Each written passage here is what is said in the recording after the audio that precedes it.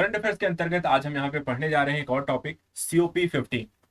COP15 को लेकर हाल ही में एक बैठक यहाँ पे संपन्न हुई है जिसमें कुछ महत्वपूर्ण बिंदुओं की चर्चा की गई है।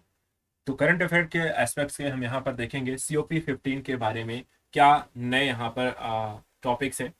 तो यहाँ पर हम इसमें चर्चा के विषय को करंट एस्पेक्ट्स के देखने के साथ साथ देखिए तो वैश्विक जैव विविधता फ्रेमवर्क के उद्देश्यों को थोड़ा सा देखेंगे, समझेंगे क्या क्या है। COP15 के परिणामों को देखेंगे, भारत ने सम्मेलन में अपनी मांगों को क्या क्या प्रस्तुत किया है, और जैव विविधता कन्वेंशन था CBD के बारे में थोड़ी सी चर्चा भी करने वाले। तो सभी चीजों को यहाँ पर ध्यान से पढ़ने। सबसे पहले देखिए इंपॉर्टेंट जो एस्पेक्ट है यहाँ पे चर्चा में क्यों रहा है, इस बिंदुओं को यहाँ पर देख लेते हैं। देखिए हाल ही में देखा जाए तो जैसे कि हमने कहा कि जैव विविधता पर संयुक्त राष्ट्र समय के पक्षकारों का जो 15वां सम्मेलन था COP15, ये कुनमिंग मॉन्ट्रियल वैश्विक जैव विविधता फ्रेमवर्क को हाल ही में यहाँ पर इसमें अपनाया गया। इसको ध्यान रखिएगा कौन सा फ्रेमवर्क अपनाया गया COP15 में, तो कुनमिंग मॉन्ट्रियल वैश्विक जैव विविधता। देखा जाए तो GBF यानी कि यहाँ पर आपको देखा जाए तो ग्लोबल बायोडाइवर्सिटी फ्रेमवर्क है ये 2030 तक के लिए। 4 इसमें लक्ष्य अपनाए गए हैं और साथ ही साथ इसके 23 उद्देश्य इसमें निर्धारित किए गए हैं। संयुक्त राष्ट्र के कनाडा के मॉन्ट्रियल में जैव विविधता सम्मेलन में यहाँ पर इसे संपन्न हुआ है। और COP15 का जो पहला भाग है वो कुनमिंग में हुआ था, इस जो चीन में है, और इसमें जैव विविधता संकट को दूर करने की प्रतिबद्धता पर यहाँ पर बल दिया गया था। तो कुनमिंग घोषणा को 100 से अधिक देशों के द्वारा यहाँ पे अपनाया गया है, और इसीलिए यहाँ पर देखा जाए तो कुनमिंग पहला था, मॉन्ट्रियल 15वां है, तो इसी को यहाँ पे कुनमिंग मॉन्ट्रियल वैश्विक जैव विविधता फ्रेमवर्क के नाम इसे दिया गया है। देखिए यहाँ पे इसके उद्देश्य क्या है, तो 30-30 का यहाँ पे एक समझौते यहाँ पर लिखा गया है। वर्ष 2030 तक विश्व स्तर पर थल और जल स्तर पर 30% निम्नीकृत हुए पारिस्थितिक तंत्र को पुनर्स्थापित करने का यहाँ पर एक लक्ष्य रखा गया है। अर्थात 30-30 का मतलब है कि 2030 तक वैश्विक स्तर पे 30% आपको पारिस्थितिक तंत्र को पुनर्स्थापित करना है जो कि नष्ट हो चुके हैं या उनकी स्थिति खराब हो चुकी है। इसके अलावा 2030 तक ही 30% क्षेत्रों में, जिसमें हम यहाँ पर देखिए इसमें स्थल और जल था, इसमें स्थलीय अंतर्देशीय जल, तटीय एवं समुद्री संरक्षण को यहाँ पर प्रबंधन करने को अपनाया गया है।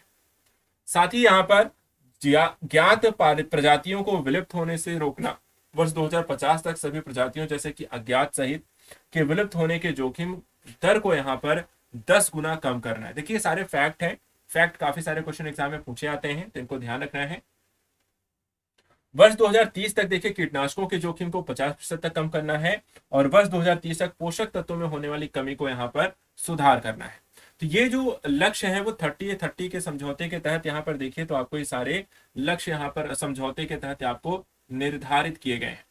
इसके अलावा वर्ष 2030 तक सभी स्रोतों से होने वाले प्रदूषण के जोखिम, प्रदूषण के नकारात्मक प्रभावों को उस स्तर तक कम करना है ताकि जैव विविधता और पारिस्थितिक तंत्र के कार्यों को किसी प्रकार की हानि न होने पाए, क्योंकि लगातार एक प्रदूषण का स्तर बढ़ा है जिससे कई तरीके की बीमारियां, अन्य प्रकार की समस्याएं भी यहाँ पर जन्म ले रही हैं। तो प्रदूषण एक बड़ी समस्या हाल फिलहाल के समय में रही है, तो उसको भी देखा यहाँ पे नियंत्रित करने के एक लक्ष्य या उद्देश्य के तौर पर रखा गया है। इसके अतिरिक्त 2030 तक खपत के वैश्विक पदचिह्न को कम करना, जिसमें अत्यधिक खपत, अपशिष्ट उत्पादन को कम करना, भोजन की बर्बादी को रोकना भी यहाँ पर आपको शामिल किया गया है। कृषि, जलीय कृषि और मत्स्य पालन वानिकी के अंतर्गत क्षेत्रों के सतत प्रबंधन को यहाँ पर शामिल किया गया है। साथ ही कृषि पारिस्थितिकी और अन्य जैव विविधता के अनुकूल प्रथाओं को में यहाँ पर इसे वृद्धि करने की बात की गई, अर्थात कृषि को इस तरीके से अपनाया जाए जो एक परिस्थिति है इन्वायरमेंट के अनुकूल हो और यहाँ पर साथ ही साथ जैव विविधता के अनुकूल हो। तो इस तरीके से कृषि को यहाँ पर आगे लेकर चलना है। प्रकृति आधारित समाधानों के माध्यम से जलवायु परिवर्तन से निपटने को भी यहाँ पर इसमें शामिल किया गया है। वर्ष 2030 तक ही नई विदेशी प्रजातियों के आगमन, अस्थायित्व की दर को 50% तक कम करने का भी लक्ष्य इसमें शामिल है। साथ ही 2030 तक जंगली प्रजातियों को सुरक्षित, कानूनी, टिकाऊ उपयोग एवं व्यापार को सुरक्षित रखना और शहरी क्षेत्रों को हरा भरा करना, ये सारे के सारे यहाँ पर देखें तो इस साल के COP15 में एक समझौते के तहत इन बिंदुओं को इसमें शामिल किया गया है। देखा जाए COP15 के अन्य प्रमुख परिणाम यहाँ पर क्या क्या रहे हैं, तो पहला चीज यहाँ पे देखिए प्रकृति के लिए धन की एक आवश्यकता को यहाँ पर सुनिश्चित किया गया है, जिसमें हस्ताक्षरकर्ताओं का लक्ष्य यह सुनिश्चित करना है कि सार्वजनिक और निजी स्रोतों से प्रतिवर्ष करीब 200 बिलियन अमेरिकी डॉलर नई संरक्षण योजनाओं के लिए यहाँ पर दिया जाएगा। साथ ही अमीर देशों के द्वारा 2025 तक यहाँ पर हर साल कम से कम 20 अरब डॉलर और वर्ष 2030 तक हर साल कम से कम 30 अरब डॉलर का योगदान देना होगा। ठीक है, तो 25 तक हर साल यहाँ पे 20-20 देना है और उसके बाद फिर से $30 यहाँ पे 2026 से 2030 तक यहाँ पर पे करेंगे। बड़ी कंपनियों की रिपोर्ट का जैव विविधता पर एक प्रभाव की स्थिति को भी इसमें दर्शाया गया है, जिसमें कहा गया है कि कंपनियों को विश्लेषण करना चाहिए कि उनका संचालन रिपोर्ट जैव विविधता पर किस तरीके से प्रभाव डालती है। भारत ने जैव विविधता के नुकसान को रोकने के लिए 2020 के बाद वैश्विक ढांचे को सफलतापूर्वक लागू करने में विकासशील देशों की मदद करने के लिए एक नया समर्पित एक कोष बनाने की यहाँ पे तत्काल आवश्यकता को यहाँ पर उन्होंने आह्वान किया है। सब्सिडी के संदर्भ को भी लेकर यहाँ पर इस बैठक में चर्चा की गई है, जिसमें कहा गया कि हानिकारक सब्सिडियों की भी यहाँ पर एक पॉइंट यहाँ पर रखा गया है कि 2025 तक जैव विविधता को कम करने वाली सब्सिडी की पहचान करें और उन्हें समाप्त करें, चरणबद्ध तरीके से करने या उन्हें सुधार करने को प्रतिबद्ध होना चाहिए। 2030 तक उन प्रोत्साहनों को प्रतिवर्ष कम से कम 500 बिलियन अमेरिकी डॉलर तक का कम करने और संरक्षण करने के लिए सकारात्मक प्रोत्साहन यहाँ पे बढ़ाने पर भी सहमत हुए हैं। अर्थात ऐसी सभी प्रकार की सब्सिडी को समाप्त करना है जो कि पर्यावरण इत्यादि को यहाँ पर नुकसान पहुंचा रहे हैं, जैव विविधता को नुकसान पहुंचा रहे हैं, और इसके लिए जो भी यहाँ पर 500 बिलियन डॉलर इसके लिए आवश्यकता अगर राजकोष की यहाँ पर देने की बात की गई ताकि इन्हें हम चरणबद्ध तरीके से समाप्त या कम कर सके। इसके अलावा निगरानी और रिपोर्टिंग प्रगति को भी यहाँ पर देखिए, इस पर भी चर्चा की गई है कि समस्त सहमत लक्ष्यों की भविष्य में प्रगति की निगरानी करने के लिए प्रक्रियाओं को सशक्त बनाने के लिए इस समझौते को आईची जापान 2010 की तरह नहीं लिया जाएगा जो कभी पूरे नहीं हुए था। सही तरीके से गंभीरता पूर्वक सभी को इसे अपनाना है, इसे लागू करना है। जलवायु परिवर्तन पर अंकुश लगाने के संयुक्त राष्ट्र कोष के प्रयासों के तहत ग्रीन हाउस गैस उत्सर्जन के लिए उपयोग किए जाने वाले समान प्रारूप के राष्ट्रीय कार्य योजनाओं को इसमें निर्धारण करना होगा, उसकी समीक्षा की जाएगी। पर्यवेक्षकों को यहाँ पर योजनाओं को प्रस्तुत करने के साथ समय सीमा की कमी पर भी इसमें आपत्ति जताई गई है कि किस तरीके से योजनाओं को प्रस्तुत करना है, किन देशों के लिए क्या समय सीमा है, समय सीमा कम होगी तो वहां पर इसे सही तरीके से लागू नहीं किया जा सकेगा। तो इन सारी चीजों को लेकर भी यहाँ पर चर्चा की गई है। इसमें देखते हैं कि भारत ने सम्मेलन में अपनी यहाँ पर मांगों को कैसे प्रस्तुत किया है। तो देखिए, भारत ने जैव विविधता को नुकसान को रोकने और पलटने के लिए 2020 के बाद वैश्विक ढांचे को सफलतापूर्वक लागू करने में विकासशील देशों की मदद के लिए एक नया समर्पित कोष बनाने की एक तो बात की है कि वहां पे फंडिंग हमें विकासशील देशों के लिए अलग कोष बनाया जाए, वहां से उनको फंडिंग की जाए। दूसरा, वैश्विक पर्यावरण सुविधा और UNFCCC और संयुक्त राष्ट्र मरुस्थलीकरण रोकथाम अभिसमय सहित कई अभिसमयों में भारत शामिल है। जैव विविधता संरक्षण के लिए धन का एकमात्र स्रोत यहाँ पर देखा जाती है बनी हुई है। भारत ने यह भी कहा है कि जैव विविधता का संरक्षण सामान्य लेकिन विभेदित जिम्मेदारियों और प्रतिक्रियात्मक क्षमताओं पर आधारित होना चाहिए, क्योंकि जलवायु परिवर्तन भी प्रवृत्ति को प्रकृति को यहाँ पे प्रभावित करता है। अर्थात देखा जाए तो सभी को यहाँ पर योगदान तो करना है, लेकिन साथ साथ ये भी सुनिश्चित करना है कि किसकी क्या यहाँ पर जिम्मेदारी है, कौन ज्यादा यहाँ पर इसके लिए जिम्मेदार है, उस अनुसार यहाँ पर उसकी जिम्मेदारी भी आपको ज्यादा होनी चाहिए।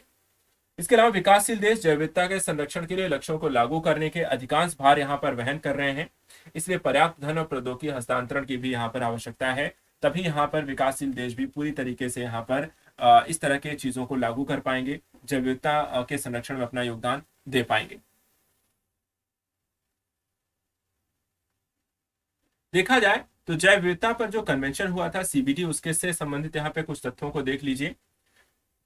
CBD जैव विविधता संरक्षण की कानूनी रूप से एक बाध्यकारी संधि है जो कि वर्ष 1993 से यहाँ पर लागू है और 196 देशों के द्वारा इसकी पुष्टि की गई है। इसमें जैव विविधता की रक्षा, सतत उपयोग को सुनिश्चित करना, उचित एवं न्यायसंगत लाभ को साझाकरण देने हेतु यहाँ पर इसमें दिशा निर्देश शामिल है। इसका उद्देश्य है कि जलवायु परिवर्तन पर 2015 के पेरिस समझौते के समान जैव विविधता के नुकसान को रोकने के लिए प्रतिपूर्ति के लिए एक ऐतिहासिक लक्ष्य को हासिल किया जाए। इसका सचिवालय मॉन्ट्रियल कनाडा में है। इसके पक्षकार देश नियमित अंतराल पर बैठते हैं और इन बैठकों को पक्षकार अर्थात COP का सम्मेलन कहा जाता है। वर्ष 2000 में बायो सेफ्टी पर कार्टाजेना प्रोटोकॉल में ज्ञात अभिसमय के लिए एक पूरक समझौता अपनाया गया था। यह 11 सितंबर 2003 को लागू हुआ। इसी तरीके से प्रोटोकॉल आधुनिक जैव प्रौद्योगिकी के उत्पादन, संशोधित जीवों के द्वारा उत्पन्न संभावित जोखिमों से जैव विविधता की रक्षा यहाँ पर करना चाहता है और आनुवंशिक संसाधनों तक पहुंच, उनके उपयोग से प्राप्त होने वाले लाभों को उचित और न्यायसंगत साझाकरण पर नागोया प्रोटोकॉल जो COP10 में नागोया जापान में अपनाया गया था, वो 12 अक्टूबर 2014 को यहाँ पे लागू किया गया। तो जैव विविधता के सम्मेलन पे अलग अलग यहाँ पे देखा जाए तो समझौते किए गए हैं और उनको यहाँ पे लागू भी किया गया है। इसमें नागोया कार्टाजेना जैसे प्रोटोकॉल्स भी इसमें शामिल हैं। इसके अलावा यह प्रोटोकॉल न केवल सीबीडी के तहत शामिल अनुवांशिक संसाधनों के उपयोग से उत्पन्न होने लाभों पर लागू है, बल्कि अनुवांशिक संसाधनों से जुड़े उस पारंपरिक ज्ञान को भी कवर करता है जो सीबीडी और इसके उपयोग से होने वाले लाभों को यहाँ पे आच्छादित है। इसके साथ साथ वर्ष 2010 में ही देखें तो नागोया में सीबीडी की कॉन्फ्रेंस ऑफ पार्टीज में 2011 से 2020 के दौरान जैव विविधता के लिए यहाँ पर एक रणनीतिक योजना को अपनाया गया, जिसके माध्यम से इस विषय पर पहली बार यहाँ पे चर्चा की गई और 20 जैव विविधता लक्ष्यों को, जिन्हें आईची जैव विविधता लक्ष्य भी हम कहते हैं, उनको यहाँ पर अपनाया गया। सीबीडी के प्रावधानों को प्रभावी बनाने के लिए 2002 में जैव विविधता अधिनियम को भी यहाँ पर भारत के द्वारा अधिनियमित किया गया है। तो ये है आपका हाल ही में जो सीओपी को लेकर चर्चा का एक विषय बना है, उसको लेकर के कुछ प्रमुख बिंदु करंट अफेयर्स के आज के इस टॉपिक में हम यहाँ पर नेक्स्ट वीडियो में हम कुछ और टॉपिक ऐसे ही लेकर आएंगे जो आपके एग्जाम के लिए यहाँ पर जरूरी है। आज के लिए इतना ही। Thank you so much and good luck.